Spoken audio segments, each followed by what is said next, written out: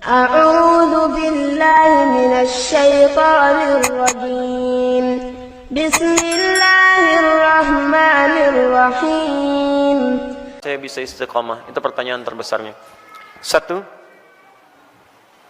istiqamah dimulai dengan ilmu, pengetahuan dulu. Kalau antum kerjakan sesuatu tanpa pengetahuan, maka tidak akan ada motivasi bagi kita untuk menguatkan hal yang ingin kita kerjakan.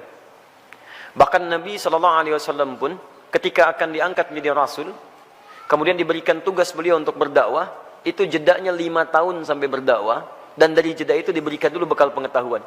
Apa ayat yang turun kepada beliau? Pertama kali wahyu pertama turun, Iqra. Diminta belajar dulu. Belajar. Baru kemudian setelah turun pengetahuan yang cukup, baru 5 tahun setelah itu, 615 Masehi, diberikanlah tugas kemudian dengan turunnya Quran surah ke-74 Al-Mudaththir untuk berdakwah secara terang-terangan. Nah sekarang antum ingin istiqomah di bidang apa? Misal antum pilih dulu, saya ingin istiqomah satu-satu lah, gak usah semuanya. Misal saya mau istiqomah dalam sholat dulu, maka sebelum antum tunaikan ibadahnya, antum keluarkan dulu hadis-hadis, ayat-ayat dari Al-Quran, hadis dari Nabi, petunjuk sholat yang benar. Kalau antum tidak keluarkan ini, nanti antum akan istiqomah pada yang salah. Karena boleh jadi antum sholat dengan cara yang keliru. Salah takbirnya, kemudian salah rukunya, salah sujudnya, maka turunkan kemudian pengetahuannya untuk memudahkan kita dalam menunaikannya. Satu. Yang kedua, keluarkan kemudian motivasi-motivasi positifnya. Ya, keutamaannya. Keutamaan itu untuk selalu memotivasi kita kala kita sedang menurun, ya, dalam mengerjakan amal soleh yang dimaksudkan. Misal, itu boleh dituliskan. Saya ingin tunaikan tahajud, ingin istiqamah. Antum keluarkan keutamaan tahajud, tuliskan. Ada 4 keutamaan tahajud dalam Al-Quran. Quran surah 17 ayat 79 sampai dengan 81. Paling kiri sebelah atas. 1, mengangkat karir di tempat terbaik. Asa ayyab'atsaka rabbuka maqaman mahmuda. 2, mendapat bimbingan Allah saat menjalani aktivitas. Wa qur rabbi adkhilni mudkhala sidqin. 3, mendapat bimbingan Allah keluar dari kesulitan. Wa akhrijni mukhrajas sidqin.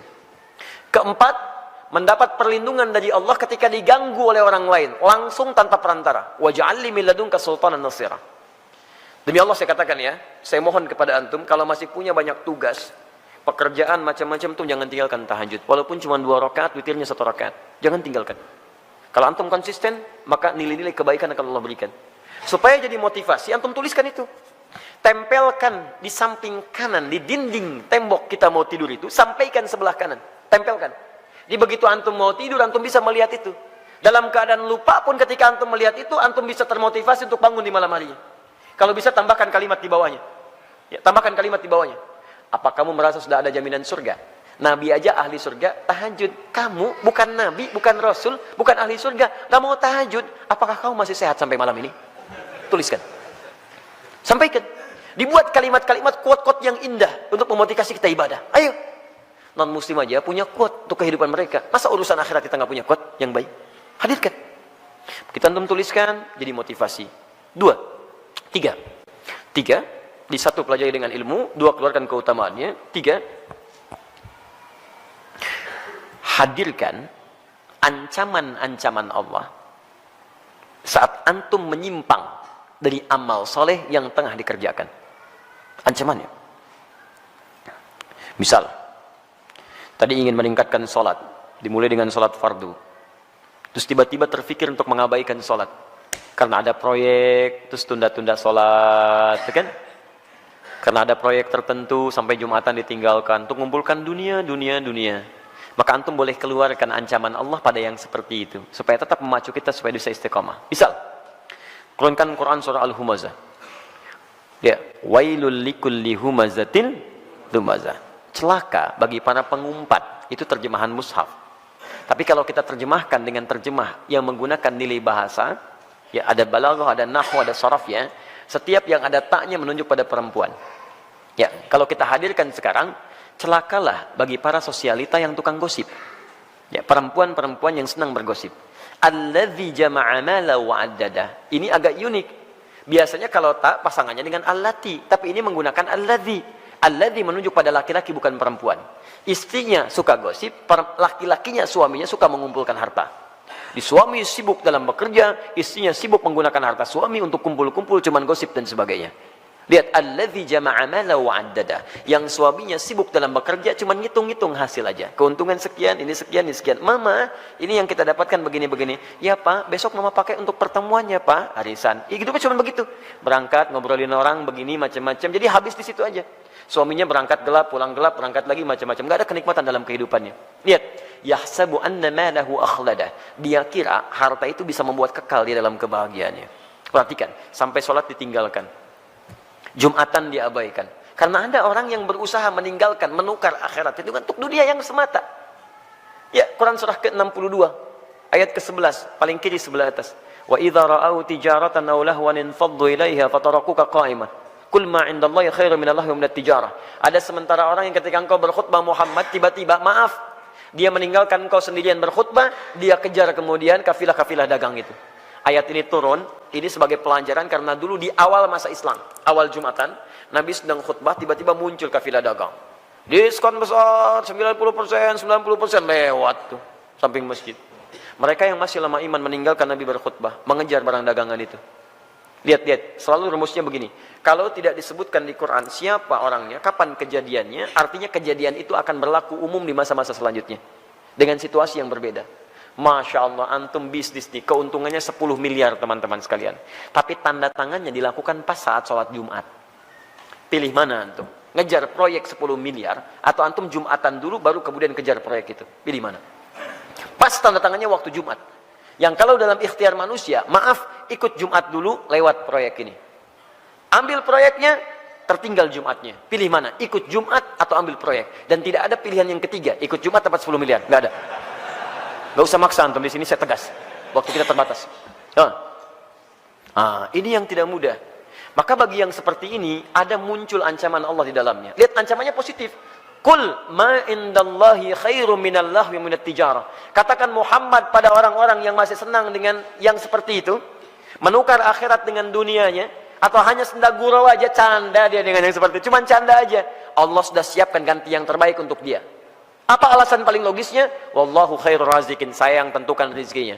Ayo kamu ikut ke sana, saya buat kecelakaan di jalan. Ayo kamu dapatkan itu, maut sudah menanti kamu sekarang. Jumat tidak dapat, harta nggak diperoleh. Mau apa kamu? Kalau dia mau datang dulu, saya ganti dengan yang lebih baik. Dia dapatkan proyeknya, dia dapatkan ketenangannya. Diberikan yang terbaik.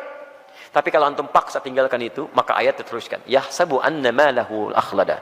Kalla layumbadanna fil hutamah. Bagi orang yang rela meninggalkan ibadahnya, hanya untuk urusan dunianya, dunia dibagi dua, tijarah untuk bisnis, lahun untuk yang tidak bermanfaat. Ninggalin tahajud cuma untuk sekedar nonton-nonton yang tidak jelas. Ninggalin sholat hanya untuk sekedar nonton-nonton yang tidak jelas. Ada konser, ayo lewat. Isanya, maghribnya, ayo lewat. Silahkan. Beli tiket, beli ini, beli itu, ayo. Ada yang joget-joget, ada yang macam, ada yang mabuk ini itu. Dia itu lahun namanya. Dia kira akan abadi dengan keadaannya. Lihat baik-baik. Saya siapkan neraka spesial, namanya Hutamah. Wa ma adraka mal hutamah? Tahukah engkau apa tipikal neraka spesial Hutamah itu? Narullahil muqadah. Neraka itu spesial karena akan dibuat membakar dari ujung sampai dengan kedalamannya. Lihat. Allati tattali'u 'alal afidah, sampai dengan ke otak yang paling dalam. Innaha 'alaihim mu'sadah. Kalau dia enggak berubah, dia neraka itu mengintai menunggu. Kamu cepat pulang ya, saya tunggu. Cepat pulang, saya tunggu. Fi amadim mumaddadah, dan dia tidak dibiarkan tapi terikat. Secara singkat, orang yang hidupnya mau meninggalkan ibadah hanya untuk urusan dunia, maka di nerakanya nanti, di neraka gambaran singkatnya, itu akan diikat begini. Bukan dilepas. Karena nanti ada orang di neraka yang biasa itu dilepaskan. Begitu haus dia ngambil air, airnya dari timah, ambil. Mau makan, makanan dari duri. La yusminu wa la yughni min ju'. Ayo ambil dan sebagainya. Tapi yang ini enggak punya kesempatan, diikat begini. Cara membakarnya, kalau yang lain apinya langsung, kalau ini tidak. Dari ujung kaki seperti dilas. Sampai dalamnya matang. Dan ini tidak akan pernah naik kalau belum matang. Awas, matang dulu. Begitu sudah matang naik, yang ini sembuh, ini matang dulu. Sampai ke ujung akal yang paling dalam, al-afidah. Afidah itu jamak dari fuad. Yang menentukan, yang merancang kegiatan kita. Seakan-akan Allah katakan begini, ini isi otak kamu ini apa sih? Yang lain masih mikir sholat, baca Al-Quran, macam-macam. Otak kamu ini lagi, maksiat lagi. Sampai meninggalkan ibadah, saya bakar sampai ke otak yang paling dalamnya. Supaya nampak isi otak kamu ini apa. Terus, dan diikat. Kalau mau coba silakan. Tapi disampaikan supaya kita tidak masuk ke dalamnya. Makanya antum keluarkan, tuliskan ancamannya. Begitu sudah seperti itu, maka berusaha untuk mewujudkannya. Bismillah, antum berdoa kepada Allah. Yang terakhir berdoa. Minta supaya dikuatkan oleh Allah Subhanahu wa taala. Ya, minta supaya dikuatkan oleh Allah Subhanahu wa taala. Makanya nanti ada doa-doa. Ya, ada doa-doa untuk bisa dikuatkan dalam keimanan. Allahumma tsabbit qulubana ala dinik. Ya Allah, kuatkan hati kami ya Allah dalam tuntunan agamamu. Rabbana la tuzigh qulubana ba'da idh hadaitana. Ya wa hab lana min ladunka rahmah innaka antal wahhab. Ya Allah, jangan geser keadaan hati saya setelah saya kuat berada di jalan-Mu ya Allah. Anugerahkan saya keturunan terbaik untuk menjaga iman kami ya Rabb.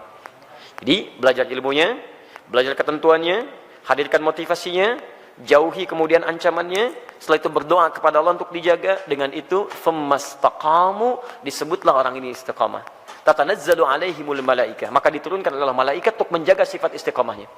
Nanti ada bisikan dari malaikat. Ada bisikan masuk lewat sifat takwa. Di orang istiqamah itu kalau ikhtiar tadi 4 ditempuh dengan baik, maka malaikat turun untuk menjaga dia. Tatanazzalu alaihimul malaikah, dijaga oleh malaikat.